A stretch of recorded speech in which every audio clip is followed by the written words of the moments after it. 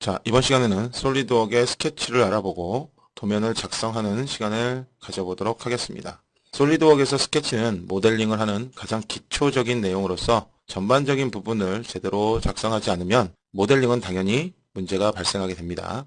자, 그러면 파일에 새 파일을 눌러서 파트로 들어가시면 여러 가지 작업을 할 수 있는 부분 중에 스케치와 피처라고 하는 부분이 존재를 합니다. 그 중에 이 스케치라고 하는 부분으로 들어가셔서 작업을 하실 건데요. 일반적인 드로잉 프로그램인 CAD나 CAM 프로그램과 마찬가지로 드로잉을 하는 방법은 크게 어렵지 않습니다. 하지만 스케치를 사용하는 부분으로서는 조금 다른 명목을 가지고 있다고 보시겠죠. 왼쪽에 보이는 내비게이터 부분에 보시면 이렇게 3면이 존재를 합니다. 타 프로그램 같은 경우는 스케치를 들어가는 순간 면이 지정돼서 나오지만 이 솔리드웍 같은 모델링 프로그램은 내가 면을 선택을 하고 돌출이나 3D 물체가 만들어지는 방향이 미리 세팅이 된다라고 얘기를 할 수 있습니다. 자, 일단 가장 많이 쓰고 있는 XYZ 평면에 해당되는 윗면을 선택하고 스케치에 스케치를 하겠다라고 들어가면 한 번에 한해서 이렇게 면이 돌아가서 뷰 방향이 맞춰지는 부분으로 볼 수 있고요. 이렇게 스케치에 들어가시면 왼쪽에 입력하는 란과 X가 존재를 하는데 이 X를 누르시게 되면 컨트롤 Z과 같이 방금 전에 작업했던 모든 것들을 다 삭제시킬 수 있다라고 보시면 되겠죠.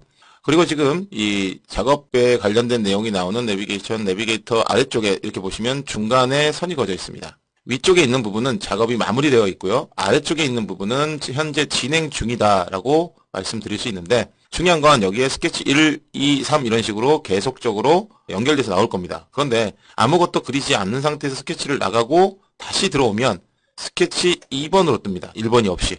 네, 이 부분을 가지고 조금 의아해하시는 분들이 존재를 하는데 이 부분은 아무런 문제가 되지 않는다는 거죠. 왜냐하면 말 그대로 네임을 붙이는 거기 때문에 여러분들이 편하게 바꾸고 작업하실 수 있다라고 생각하시면 될 것 같습니다.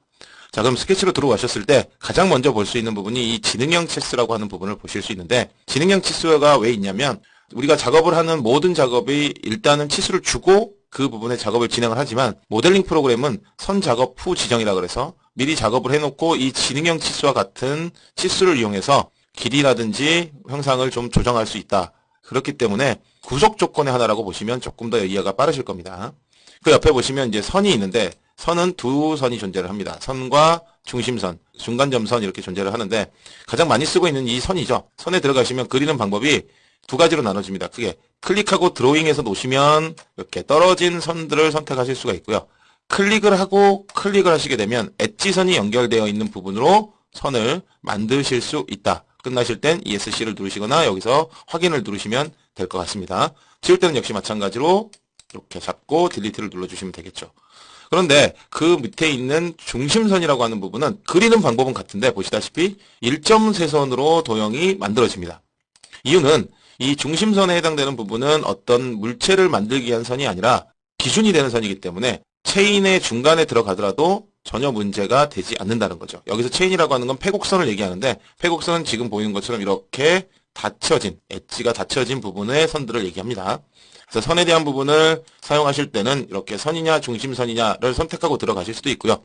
아니면 기본적으로 외형선이 되어 있기 때문에 외형선을 선택하시고 보조선으로 옵션에서 바꿔주실 수도 있습니다. 역시 보조선도 클릭을 해서 실선으로 바꿀 수 있는 그런 구조로 되어 있다고 보시면 될 것 같습니다.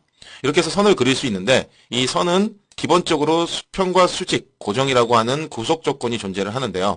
이 세 가지 구속 조건 외에도 두 개의 선, 컨트롤 이용하시면 두 선을 잡을 수 있습니다. 그 두 선을 잡게 되면 조금 더 많은 구속 조건 영역이 이렇게 뜨게 됩니다. 수평, 수직, 동일선상, 같은 선상에 둘 것이다. 컨트롤 Z 하시면 돌아올 거고요.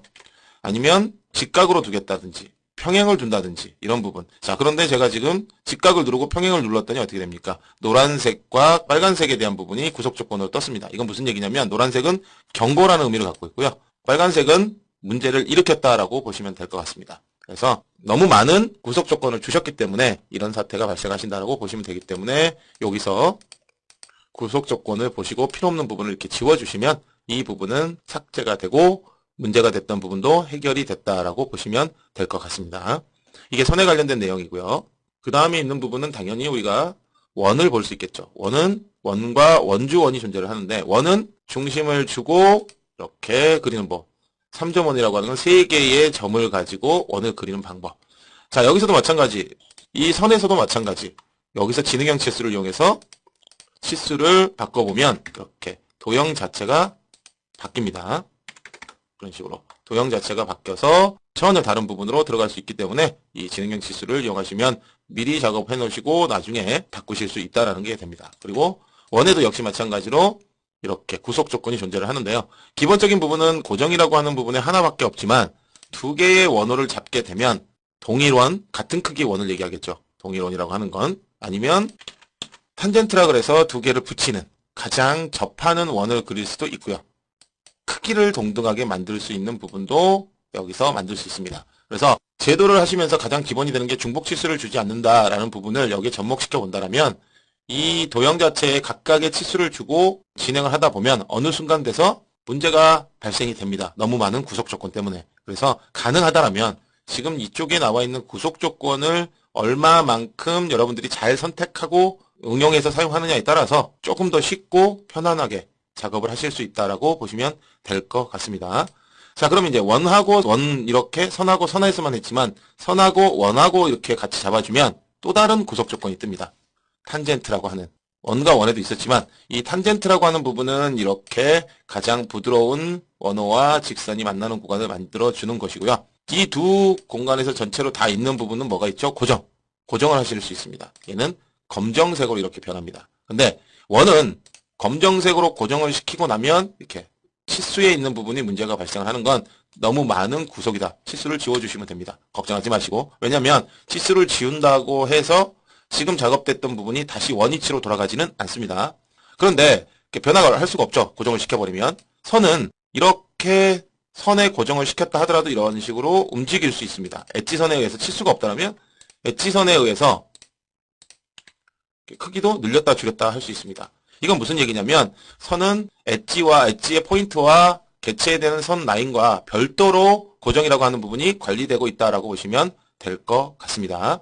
자, 이렇게 해서 두 개를 가지고 기본적인 부분을 좀 알아볼 수 있는 부분이었고요. 그 외에는 이 선과 원이 모든 스케치의 가장 기본인 건 여러분도 아실 겁니다. 그거의 연속선상에서 좀 변하는 부분이라고 보시면 되겠죠. 여기에 사각형이 존재합니다.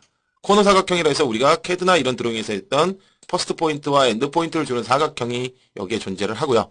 이거 외에도 중심선 사각형이라고 해서 중심을 찍고 이렇게 중심을 맞춰주는 사각형이라고 볼 수 있습니다. 그러면 방금 전에 있던 사각형은 중심을 못 맞춥니까?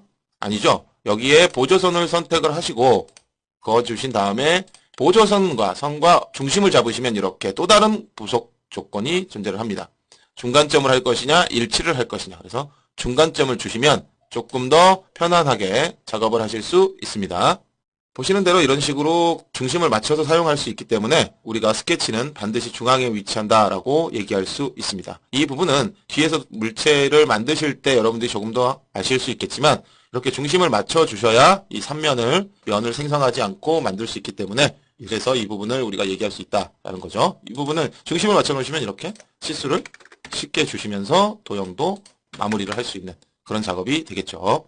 자, 그런 다음에 또 다른 스케치를 한번 잡아보겠습니다. 왜 다른 스케치를 잡냐? 보시면 지금 스케치 2번과 스케치 3번이 나눠져 있죠. 이렇게 되면 이 두 구간에 있는 스케치가 따로따로 형성이 되면서 물체의 높이를 따로 줄 수 있습니다. 그렇기 때문에 이 모델링 작업을 하실 때 여러분들이 항상 주의하셔야 되는 부분은 원 스케치를 하고 나면 그 스케치를 할 수 있는 부분이 원 하나가 되든 원 두 개가 되든 관계없이 물체의 높이를 보시고 하나로 묶을 건지 아니면 여러 개로 나눠서 할 건지도 고민을 하셔야 된다는 거죠. 자, 이렇게 해서 지금 중심선 사각형까지 보셨으면 이 세 점 코너 사각형은 하나, 둘, 셋 사선에 되어 있는 사각형이라고 보시면 될 겁니다. 내가 있는 부분에 사선을 주고 쓸 수 있는 사각형. 그리고 밑에 있는 부분에 중심이죠.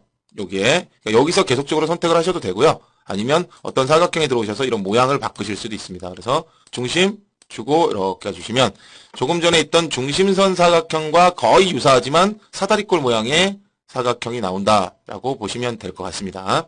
이런 식으로 스케치에 대한 부분의 여러 가지 기능을 여러분들이 전부 살펴보시고 사용하기 편하게 하실 수 있어야지만 문제없이 도형 작업을 하실 수 있을 거다라고 얘기할 수 있습니다. 자, 그 다음에 있는 부분은 뭡니까? 여기에 호, 접원호, 3점호가 존재를 하는데 중심점호라고 하는 부분은 말 그대로 내가 자, 지금은 이렇게 뜨는 이유가 면을 선택을 안 해서 그래요. 이렇게 면을 잡고 스케치에 들어가서